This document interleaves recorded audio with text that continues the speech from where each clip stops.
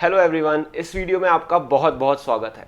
तो आज के इस वीडियो में हम समझेंगे कि एक वेंचर कैपिटलिस्ट जो रहते हैं, वीसीज रहते हैं, वो स्टार्टअप्स में अर्ली स्टेज में इन्वेस्ट क्यों नहीं करते हैं, लेट स्टेज में क्यों करते हैं। पैसा तो उनके पास बहुत होता है, 500 करोड़ इन्वेस्ट करते हैं।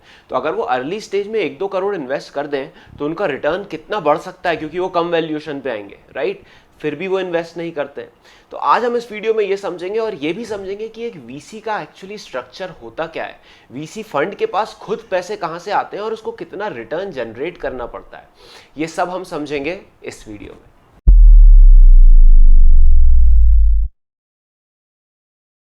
तो अब ये समझने के लिए कि वीसी फर्म्स अर्ली स्टेज पे इन्वेस्ट क्यों नहीं करते हैं और उनकी इन्वेस्टमेंट साइकोलॉजी को समझने के लिए हम अब ये समझते हैं कि इनका स्ट्रक्चर कैसा होता है, आखिर एक वीसी फंड बनता कैसे है, राइट। अब मान लीजिए आप एक वीसी फंड चालू करना चाहते हैं, राइट। आपको एक वीसी फंड के लिए 500 करोड़, 1000 करोड़, 2000 करोड़ पैसे रेस करने पड़ेंगे। ज़रूरी नहीं है आपके पास वो पैसे हो। तो वीसी फंड क्या करता है, जो भी फंड को स्टार्ट कर रहे हैं 2-3 लोग मिलके करते हैं, राइट। वो दूसरे इन्वेस्टर्स, जो वेल्दी पीपल होते हैं, जो इन्वेस्टर्स होते हैं, उनसे पैसा लेते हैं कि आप एक काम करो, हम एक वीसी फंड बना रहे हैं, हम स्टार्टअप्स को ढूंढने में बहुत अच्छे हैं, हमें पता है कि कौन सा स्टार्टअप सक्सेसफुल रहेगा। तो आप एक काम करो, हम फंड बनाते हैं, आप उस फंड में पैसे लगाओ और हम आपको रिटर्न्स देंगे। अब कितने रिटर्न्स देंगे? अब एक इन्वेस्टर को 7 से 8%, 10% रिटर्न तो मार्केट से भी मिल जाएगा सेफली, राइट। मैं मार्केट में पैसा लगाऊं, बैंक की एफडी में लगाऊं, थोड़ा स्टॉक्स में लगाऊं, तो कंपैरेटिवली स्टार्टअप से सेफ तो मैं 7-8% भी बना लूंगा पैसे। अब मैं अगर स्टार्टअप्स में लगा रहा हूं तो प्रैक्टिकली एक इन्वेस्टर कम से कम 12% का तो रिटर्न देखेगा। इस नंबर को याद रखिएगा, 12% का रिटर्न, राइट। इसका मतलब एक वीसी फंड वो जब भी एग्जिट लेगा स्टार्टअप से, वो अपना फंड जब भी क्लोज करेगा तो उसको जितने भी पैसे दिए हैं उनको कम से कम 12% रिटर्न तो देना ही देना है। अब मान लेते हैं हम एक सैम्पल कैलकुलेशंस करेंगे, सिनारियोज देखेंगे कि कैसे एक वीसी फर्म पैसे बना सकता है। मान लेते हैं एक वीसी फर्म है XYZ कैपिटल और उसका फंड का साइज है 100 मिलियन। उसने अलग अलग इन्वेस्टर से 100 मिलियन के फंड लिए हैं और वो इन फंड्स को $10-10 मिलियन 10 स्टार्टअप्स में लगाएगा। हो गए ना 100 मिलियन। अब again for ease of calculation मान लेते हैं वो वीसी फर्म उस स्टार्टअप में एग्जिट लेने से पहले 10 साल तक रहेगा। मतलब उसने आज पैसे लगाए और 10 साल बाद उसे एग्जिट मिली। वो कैसे भी हो सकती है एग्जिट, मान लेते हैं आईपीओ के थ्रू हुई। अब इन 10 सालों में वो 12% पर एनम का इंटरेस्ट उसको कंपाउंडेड करके जब वो एग्जिट लेगा अपने इन्वेस्टर्स को देनी पड़ेगी। तो 10 सालों में 12% का इंटरेस्ट कंपाउंड करेंगे तो कितना होता है, लगभग 3x रिटर्न हो जाता है, राइट। मतलब उसको अपने जो 100 मिलियन है उसको वो 3 टाइम्स बनाने पड़ेंगे, मतलब 300 मिलियन उसको बनाना पड़ेगा। जब जाके वो 10 साल के बाद जब फंड क्लोज करके इन्वेस्टर्स में पैसे बांटेगा वो 12% के बराबर होंगे। अगर उससे कम हुए तो रिटर्न्स तो होंगे लेकिन वो कम होंगे, मतलब इन्वेस्टर्स को फायदा नहीं हुआ।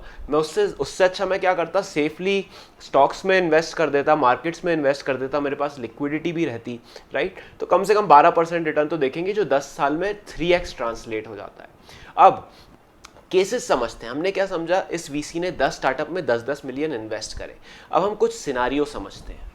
सिनारियो समझने से पहले एक और चीज जो मैं आपको बताना भूल गया, मान लीजिए जो 10-10 मिलियन वीसी ने इन्वेस्ट करा है, ईज ऑफ कैलकुलेशन के लिए हम ये भी मान लेते हैं कि वो हर स्टार्टअप में उस वीसी का लगभग 25% इक्विटी स्टेक है at the end of 10 year, जो कि प्रैक्टिकली ट्रू है।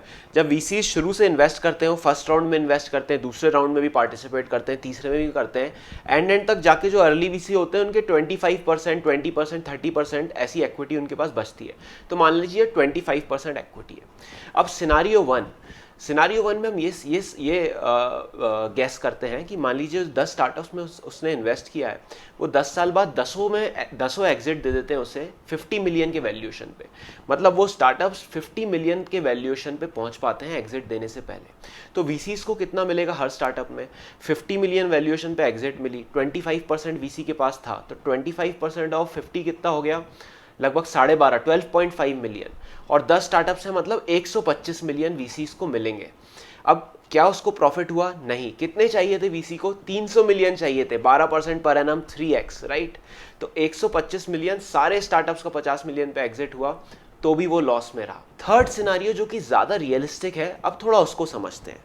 अब एक वीसी ने 10 स्टार्टअप में इन्वेस्ट किया है, तो वो 10 के 10 तो भाई ऐसा नहीं है कि रिटर्न्स देके चले जाएंगे, बहुत सारे स्टार्टअप्स फेल भी हो जाते हैं, राइट। रियलिस्टिकली ऐसा होता है।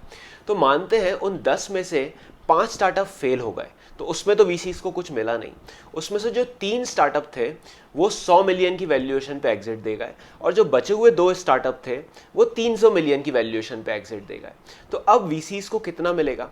जो 100 मिलियन जो 3 एग्जिट दिए हैं उसमें 25% था, तो उससे उनको मिल जाएगा 125 मिलियन, प्लस जो 300 मिलियन के 2 एग्जिट दिए हैं उनसे उनको मिल जाएगा 75 प्लस 75 मतलब 150 मिलियन। तो इन टोटल वीसी को कितने का एग्जिट मिला at the end of 10 years? 125 plus 150 मतलब 275 मिलियन। क्या अभी वो प्रॉफिट में?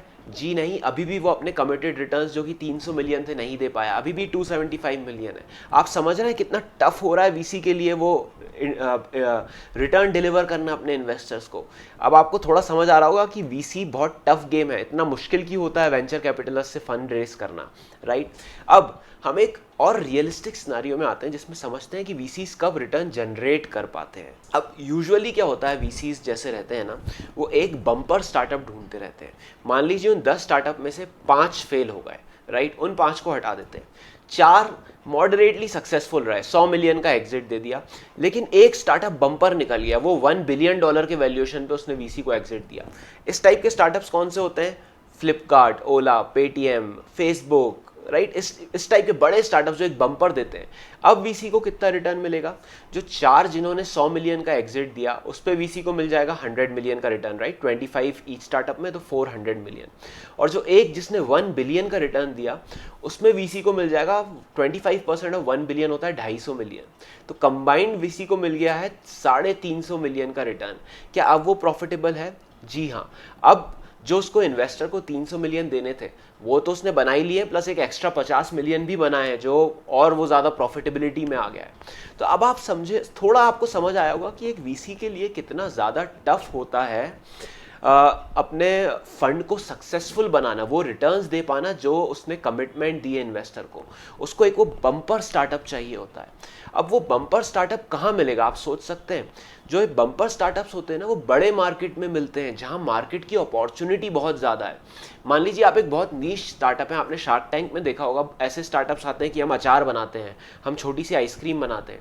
ऐसे स्टार्टअप्स में वीसीज कभी क्यों नहीं इन्वेस्ट करते? इसमें हमेशा एंजल इन्वेस्टर्स ही इन्वेस्ट करते हैं, क्योंकि आप चाहे अचार बनाने वाले स्टार्टअप को कितना ही बड़ा कर लो, उसको 1 बिलियन के वैल्यूएशन पे ले जाना बहुत मुश्किल है।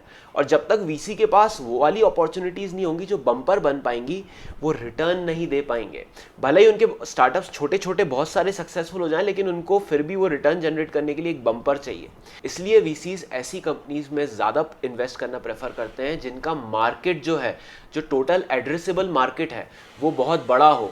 E commerce sector, fintech, payments, loans, ये बहुत बड़े बड़े सेक्टर हैं। यहाँ पे कंपनीज 50 बिलियन की बन सकती हैं, राइट?